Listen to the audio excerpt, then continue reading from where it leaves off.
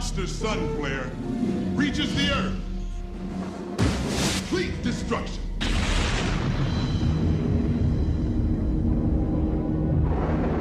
Once in orbit, trigger the flare, and then home free. Good Lord willing.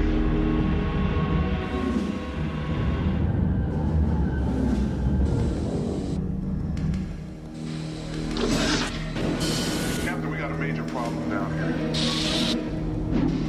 Get a man suited up. Get him out there. Whoever's out there is going to get killed. Valuable detonation in T-minus 6 minutes, 10 seconds, and counting. How long to come up with a printout of the crew's security IDs? How can I help you? Probably not up here. It's internal. God, I was there. T-minus 1 minute, and counting. For some insane reason, somebody or something wanted us to fail. Sabotage. Hurts to breathe. T-minus 10 seconds. 8. From the visual wizards who brought you Star Wars and 2010.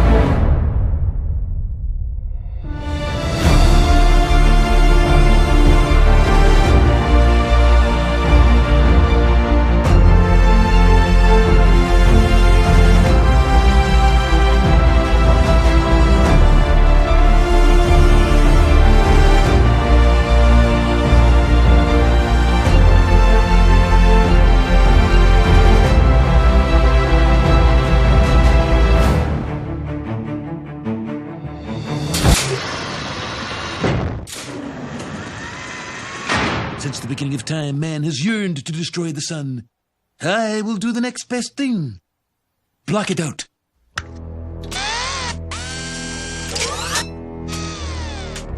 Good God. Imagine it, Smithers. Electrical lights and heaters running all day long. But, sir, every plant and tree will die. Owls will deafen us with incessant hooting. The town sundial will be useless. I don't want any part of this project. It's unconscionably fiendish. I will not suffer your insubordination. There has been a shocking decline in the quality and quantity of your toadying, Whalen, and you will fall into line. Now! The tentacles reached far back into the last century. But it wasn't until victories in Europe and Japan and the onset of the Cold War that political and economic conditions became perfect for actual execution. A conspiracy bigger and more secret than the Manhattan Project. More odious and far-reaching. No sooner had we defeated Germany than a new threat started appearing in skies over America. Drawn to Earth by the latest threat to extinction, the H-bomb. Explosions acting as transducers, drawing alien life forms through wormholes in spaceships using electrogravitic propulsion. Advanced extraterrestrial species visiting us, concern for mankind and the threat of our self-destruction, forestalling our annihilation through their own self-sacrifice, and crashes at Roswell, more importantly, places like Aztec. World leaders signed secret memos directing scientific studies of alien technology and biochemistry. Classified studies were done at military installations S4, Groom Lake, Wright-Patterson, and Dulce. Extracting alien tissue. Tests were done on unsuspecting human subjects. And elaborately staged abductions in craft using alien technology recovered from the down saucers. Including human hybridization through gene editing and forced implantation of alien embryos. Why do such a thing and lie about it? Our own government. Your own government lies as a matter of course, as a matter of policy. The Tuskegee experiments on black men in the 30s, Henrietta Lacks. What are they trying to do? That's the missing piece. But it's not hard to imagine a government hiding, hoarding alien technology for 70 years at the expense of human life and the future of the planet. Driven not only by corporate greed, but a darker objective. The takeover of America. And then the world itself, by any means necessary, however violent, or cruel, or efficient. By severe drought, brought on by weather wars, conducted secretly using aerial contaminants and high-altitude electromagnetic waves. In a state of perpetual war. To create problem, reaction, solution scenarios to distract, enrage, and enslave American citizens at home. By severe drought, brought on by weather wars, conducted secretly using aerial contaminants and high-altitude electromagnetic waves.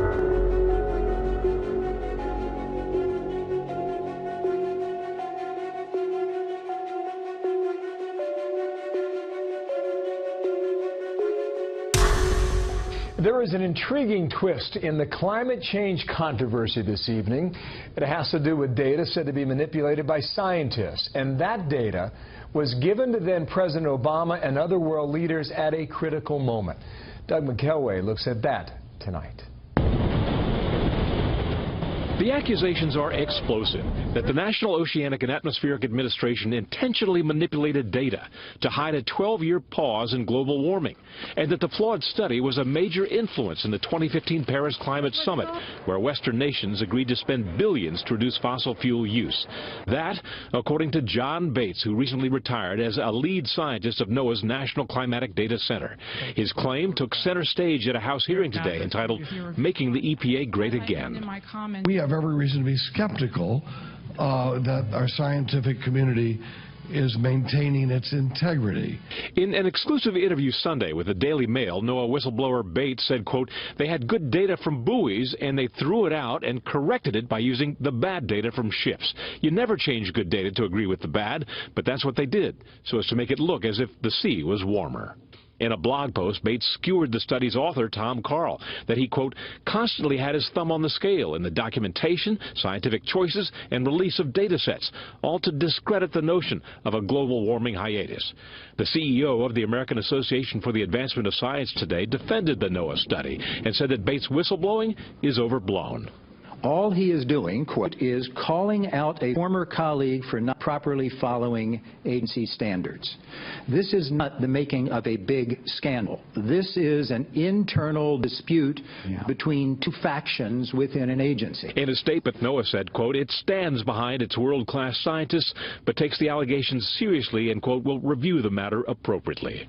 Critics note climate research today is almost entirely funded by the government. A number of scientists have come to me telling me that where before a certain time period they were receiving government research contracts, afterwards, after it became clear they didn't agree with the CO2 theory, no more contracts. In a statement late today to Fox News, Bates said his whistleblowing was not based on any personal feud, but is focused, quote, on concerns he raised and the opportunity they will be addressed. Critics note climate research today is almost entirely funded by the government.